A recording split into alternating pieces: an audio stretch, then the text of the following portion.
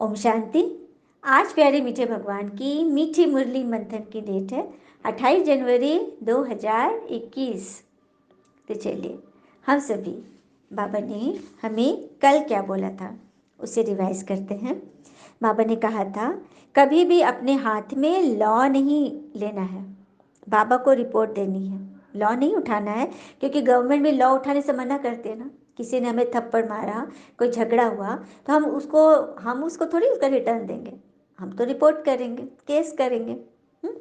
इसका अर्थ है लॉ अपने हाथ में हम नहीं ले रहे हैं, बाबा को सब बता देना है। तो बाबा हमें मीठी मीठी सावधानी देंगे, क्योंकि सबके अवगुण निकालने का कॉन्ट्रैक्ट ठेका तो भगवान ने ले रखा है। फिर बाबा ने वरदान दिया था कि मैंपन की संपूर्ण आहुति डाल धारणा स्वरूप बनना है। और देह अभिमान का जो मैंपन होता है, मैंने किया, मैं ही हूँ, मुझे कैसे किसी ने कह दिया, हाँ, इन सब से ऊपर और स्वयं से, सेवा से, सर्व से संतुष्ट बनने वाले ही, हाँ, ईश्वरीय सर्टिफिकेट लेते हैं और सिद्धि स्वरूप बनते हैं। सबसे पहले हमें स्वयं से संतुष्ट होना होगा। जो स्वयं से संतुष्ट होगा वही तो फिर अपनी सेवा से संतुष्ट होगा, और सेवा से संतुष्ट होगा मतलब सबके प्रति निष्काम सेवा करेगा, तो सर्व की दुआओं का सर्टिफिकेट स्वतः मिल जाएगा। चलिए आज बाबा ने क्या बोला, हम मन से सुनते हैं, आत्मा से सुनते हैं, ओम का उच्चारण करके। ओम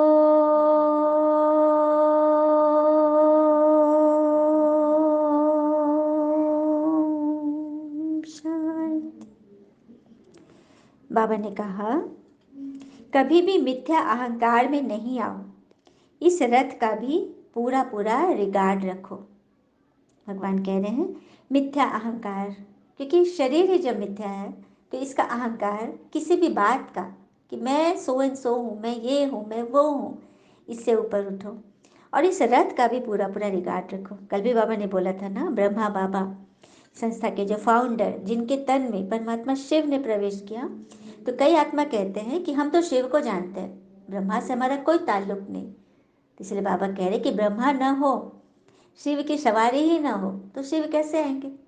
शिव भी तो निराकार है ना, उनको भी जब धरती पे आना होगा, ज्ञान सुनाना होगा, तो उनको भी तो मुख चाहिए। तभी तो उन्होंने इस ब्रह्मा बाबा के तन को आधार बनाया। बाबा तो कहते हैं मैंने इसका लोन लिया है, तो इस रथ का भी पूरा पूरा रिगार्ड रखो, क्योंकि यही है वो भाग्यशाली रथ, भागीरथ, जिसने गंगा को उतार के लाया है ना। तो ज्ञान गंगा, परमात्मा शिव ज्ञान सागर से ज्ञान गंगा निकली और हम सब बच्चों का उद्धार कर रहे हैं बाबा।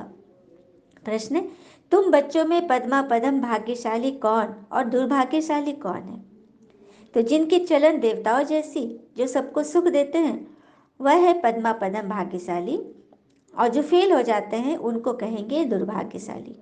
कोई कोई महान दुर्भाग्यशाली बन जाते हैं, जो सबको दुख देते रहते हैं, सुख देना जानते ही नहीं। बाबा कहते बच्चे अपनी अच्छी रीति संभाल करो, सबको सुख दो, लायक बनो, तभी तो किसी की नज़र में आप अच्छे बनोगे ना। जैसे एक बार एक बहुत पहुँचे हुए गुरु थे, आयुर्वेद के बहुत बड़े वैद्य, उनके पास दो बच्चे आए कि मुझे आपसे पढ़ाई लेनी, मुझे आपका शिष्य बनना है। तो गुरुजी ने उनको 1 महीना रखा, सारी चीज़ दवा हुआ के सारा चीज़ उनको बता दिया, सिखा दिया। फिर टेस्ट लेने की बारी आ गई, क्योंकि एडमिशन टेस्ट, एंट्रेंस टेस्ट, कि इस टेस्ट में पास होंगे तभी उनको एडमिशन मिलेगा, गुरुजी उनको सिखाएंगे। तो दोनों को टेस्ट में ये बोला गुरुजी ने कि पहाड़ी के ऊपर जहाँ पे बहुत सारी जड़ी बूटी है, वहाँ से दोनों को बता दिया। एक को बोला कि तुम दर्द निवारक बूटी लेकर आओ, और दूसरे को बोला तुम बुखार की बूटी लेकर आओ। ये दोनों चल दी, क्योंकि उनको पहचान करा दी थी गुरुजी ने यहाँ पर बहुत सारे दवाओं को दिखा के। अब उनको खुद से लाना था चुनकर उतने सारी झाड़ियों में से। तो ये लोग चले गए वहाँ, दोनों शिष्य, और वहाँ गए, उन लोगों को मिल भी गया। एक ने दर्द निवारक बूटी ले ली और एक ने बुखार की बूटी ले ली। जब पहाड़ी से नीचे उतरे, नगर में जब चल रहे थे, पहुँच दूर था वहाँ से गुरु का आश्रम, तो रास्ते में एक व्यक्ति मिला जो एकदम बुखार से तप रहा था, बहुत बुखार था, एकदम कराह रहा था। तो जिसके पास बुखार की दवा थी उस बच्चे ने पूछा कि क्या हुआ भैया? तो बोले क्या बताओ, मुझे बहुत बुखार है, कोई दवा भी नहीं मिल रहा मुझे। सो और वैद्य का घर भी बहुत दूर है, बहुत परेशानी में हूँ। तो इस बच्चे को इतनी दया आई ना कि उसने वो बुखार की जो दवा, एक ही बूटी उन लोगों को लानी थी, वो बूटी उसने उसको दे दी। तो दर्द वाला जो बूटी वाला जो बच्चा था वो उसको मतलब बुरा भला बोला, पर ये तुमने क्या किया, ये तो गुरुजी ने हमें लाने के लिए कहा था ना, तुमने तो इसको वेस्ट कर दिया, अब गुरुजी तुम्हें डांटेंगे। तो बोला अब जो होगा सो, मुझे इसका दर्द देखा नहीं गया। फिर वो चल दिया मुंह बना, उसको भी थोड़ा डर लगा कि पता नहीं गुरुजी डांटेंगे। थोड़ा दूर आगे चला तो देखा कि एक बच्चा जिसके पैर में चोट लगी थी और वो लड़खड़ा लड़खा के चल रहा था। उससे पूछा क्या हुआ? तो अरे मैं इधर साइकिल से गिर गया, बहुत जोर से चोट लग गई, बहुत दर्द दे रहा है। तो दर्द निवारक जो दो बूटी वाला जो बच्चा था उसने अपने बूटी अंदर छुपा ली, उसने नहीं दिया उसको और चलता बना। अब बड़ा खुश था कि यार गुरुजी तुमसे बहुत प्रसन्न होंगे। जब बोले वहाँ गए तो गुरुजी ने पूछा कि क्या हुआ, कैसे, सारा वाक्यांश पूछा। तो बताया नहीं तो दर्द वाला दवा निवारक दवा वाला लड़का ना पहले ही बता दिया इसके बारे में कि गुरुजी जानते हैं इसने कितनी गड़बड़ी की। आपने बुखार वाली बूटी लाने के लिए बोला था, लेकिन इसने मार्ग में एक देखा अनजान व्यक्ति को और उसको दे दी अपनी बूटी। मैंने तो एक लड़का को दर्द था, मैंने नहीं दिया क्योंकि आपने मंगाया था ना, तो आपको देना था ना। तो गुरुजी बोले कि पहचान तो हो गई, टेस्ट हो गया तुम दोनों का। तो घबरा गए कि कैसे टेस्ट हुआ, क्या हुआ? तो बोला कि सो टेस्ट यही था कि कहते हैं ना कि शिक्षा वो बड़ी नहीं होती है जो सिर्फ किताबी तौर पर है। शिक्षा तब पूरी मानी जाएगी जब आप उसका प्रैक्टिकल स्वरूप बनकर दिखाओ, मतलब जो शिक्षा आपने पढ़ी है उसको जीवन में अप्लाई करके दिखाओ, उसको यूज़ करो। तो ये बच्चा अपने परीक्षा में उत्तीर्ण हो गया है और उसका एडमिशन हो गया और दूसरे बच्चे की एडमिशन नहीं हुई।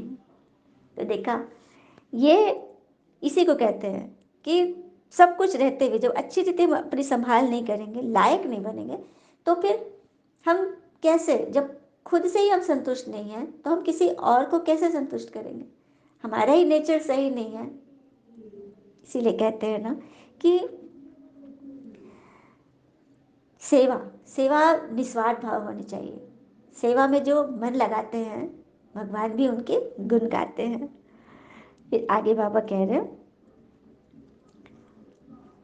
कि ये पढ़ाई है ना, देखने में भी आता है, जो कोई सब्जेक्ट में कमज़ोर होते हैं तो नीचे चले जाते हैं। भल मॉनिटर भी होगा, फिर भी वो सब्जेक्ट में कमज़ोर होगा तो वो नीचे जाएगा। बाबा ये कह रहे हैं कि भल क्लास से बहुत अच्छा लड़का है, बहुत अच्छा पढ़ता है, लेकिन किसी सब्जेक्ट में यदि कमज़ोर है तो वो नीचे चला जाएगा बहुतों से। इसीलिए यहाँ पर कोई आगे है तो हमेशा आगे रहेगा, ये नहीं है। यहाँ पर पढ़ाई पर जोर देना है, स्वरूप बनने पर जोर देना है। हाँ, सबके अंदर में दिल तो समझती होगी ना कि अब मैं चढ़ नहीं सकूँगा, मतलब कितनी पढ़ाई है मेरी, मेरा क्या धारणा है, अपने आप को तो सबको पता रहता है ना। ये आगे बाबा बोल रहे हैं हर किसी के ज्ञान का बुद्धि से पता पड़ता है कि यह कैसे पढ़ता है, इसकी एक्टिविटी कैसी है। कोई तो बात करते हैं तो जैसे मुख से फूल निकलते हैं, और कोई तो ऐसे बात करते हैं जैसे पत्थर निकलते हैं। तो माया बड़ी दुष्टर है, इसीलिए गायन है ना।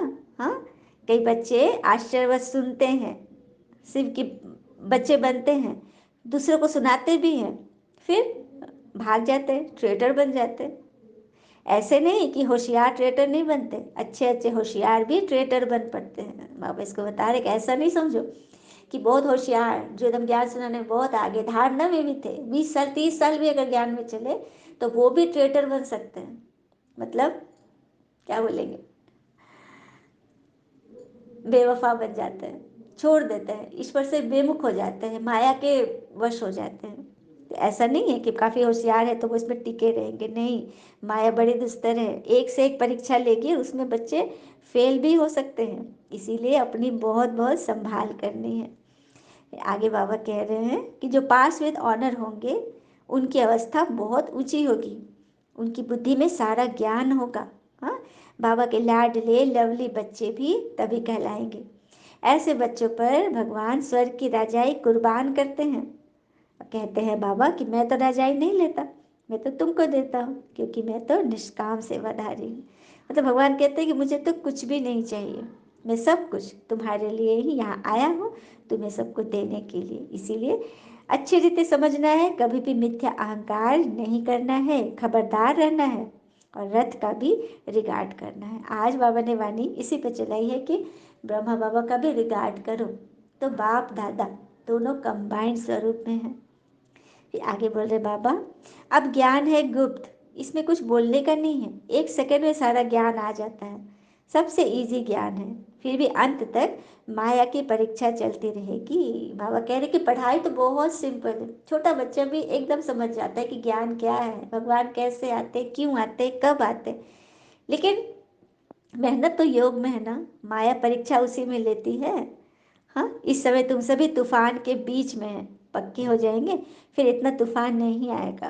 और कहते भी है ना कि कामयाबी सिर्फ कदम बढ़ाने से नहीं मिलती, सोच के दायरे भी बढ़ाने पड़ते हैं। मतलब अपनी सोच को पवित्र करना है। और ये भी कहते हैं कि ईश्वर को क्या पसंद है, तो प्रेम से भरी हुई आंखें, श्रद्धा से झुका हुआ सर, सहयोग करते हुए हाथ, सन्मार्ग पर चलते हुए पांव, और सत्य से जुड़ी हुई जीव ईश्वर को बहुत पसंद है। अब हम सभी अपनी चेकिंग करें कि क्या हमारे अंदर ये सारी क्वालिटीज़ हैं। अच्छा, मीठे मीठे बच्चों प्रति भगवान की नमस्ते, हम बच्चों की भी प्यारे शिव पिता को नमस्ते। और बाबा दिल से सभी आत्माओं की तरफ से आपको very very very good morning.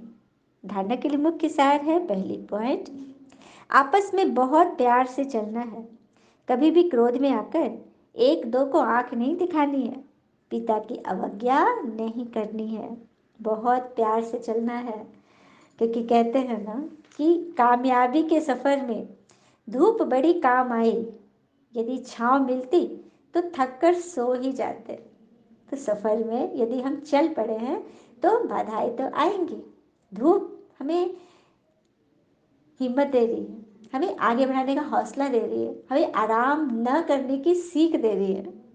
तो हमें बढ़ते चलना है, आगे बढ़ना है। और जीवन में कोई ना कोई इफेक्ट आता है जिससे हम डिफेक्ट में पड़ जाते हैं। किसी इफेक्ट के चक्कर में पड़ेंगे तभी तो हमारे में डिफेक्ट, हम डिफेक्टेड पीस बनेंगे। जैसे गर्मी के सीज़न में उसका साधन पहले से हम यूज़ नहीं करें, मैंने उपाय नहीं करे, तैयारी नहीं करे, तो हमें गर्मी लगेगी, बेचैनी होगी। उसी तरह से सर्दी में, कैसे सर्दी के समय में लोग हीटर लगाते हैं, गर्म कपड़े खरीदते हैं, कंबल रजाई सब लेते हैं कि सर्दी आ रही है। अगर उपाय ना करे तो ठंड में ठिठुरते रहें। तो इसीलिए किसी बात की इफ़ेक्ट, और ये चेक करना है कि हमारी आत्मा में कौन से विकार का इफ़ेक्ट ज़्यादा होता है या होने वाला है। ये तो हम सबको पता है कि हम किस चीज़ में फंसते हैं, तो उसकी चेकिंग कर ले, उस पर वर्क कर ले, उसको हटाए। क्योंकि इफ़ेक्ट से जब परे रहेंगे तभी तो हम सेलेक्ट होंगे, डिफेक्ट से ख़त्म हो जाएंगे, है ना, डिफेक्टिव पीस नहीं बनेंगे। दूसरी पॉइंट है, पास विद ऑनर बनने के लिए पढ़ाई बुद्धि में रखनी है, चैतन्य लाइट हाउस बनना है, दिन रात बुद्धि में ज्ञान घूमता रहे, अच्छे स्टूडेंट की तरह। हाँ, पढ़ाई पर बहुत बहुत ध्यान देना है। चलिए, बाबा ने हमें वरदान दिया। सामने बाप दादा हैं, ब्रह्मा बाबा का हम बहुत रिगार्ड करते हैं, क्योंकि उनके माध्यम से ही परमात्मा धरती पर आ पाए। उनकी आँखों के भीतर हमें परमात्मा दिखते हैं, भगवान हमें इन आँखों से देख रहे हैं, इस मुख से भगवान बोलते हैं। बाबा का आकारी शरीर परमात्मा का साक्षात्कार कराता है, साक्षात रूप से हमें ब्रह्मा बाबा में भगवान दिखते हैं। इस तरह से हम उस रथ का रिगार्ड करें जो कि हमारे बाबा चाहते हैं। बाबा ने कहा, सदा अपने श्रेष्ठ भाग्य के नशे और खुशी में रहने वाले पद्मा पदम भाग्यशाली भव। सदा अपने श्रेष्ठ भाग्य के नशे और खुशी में रहने वाले पद्मा पदम भाग्यशाली भव। सारे विश्व में जो भी धर्म पिताए वह सद्गुरु कहलाने वाले बने हैं। किसी को भी माता पिता के संबंध से अलौकिक जन्म और पालना प्राप्त नहीं होती है। वे अलौकिक माता पिता का अनुभव स्वप्न में भी नहीं कर सकते हैं। और आप पद्मा पदम पति श्रेष्ठ आत्माएं हर रोज माता पिता की व सर्व संबंधों की यादगार लेने के पात्र हो। कितनी बड़ी बात है, कितना बड़ा भाग्य है ना कि सारे युग में धर्म पिता या जगत गुरु कहलाने वाले को भी परमात्मा से माता पिता रूप में पालना नहीं मिली, क्योंकि वो पहचाने ही नहीं, उन्होंने जाना ही नहीं। और हम बच्चे माता पिता की गोद में पल रहे हैं, तो कितना बड़ा भाग्य है ना। स्वयं सर्वशक्तिवान पिता आप बच्चों का सेवक पर हर कदम में साथ निभाता है। तो इसी श्रेष्ठ भाग्य के नशे और खुशी में रहो।